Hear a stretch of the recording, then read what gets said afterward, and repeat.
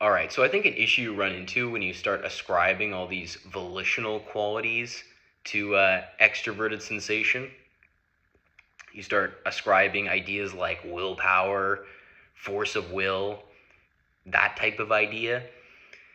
I don't really think it follows that, let's say someone is an extroverted sensation type, so we'll loosely say they have an orientation towards, they have a focus on the what we'll loosely call the tangible environment.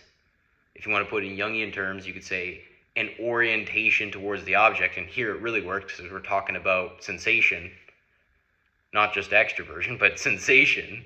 I don't think it follows from that such an individual would necessarily possess all these volitional qualities. You could speculate that, well, if they're so oriented towards the tangible environment, the environment might present circumstances where, the person has to react. They have to assert themselves. Yeah, that's a possibility. And of course, the extrovert sensation can be blocked with other elements. So there's that, but it could, I think, also go in another direction, I would think.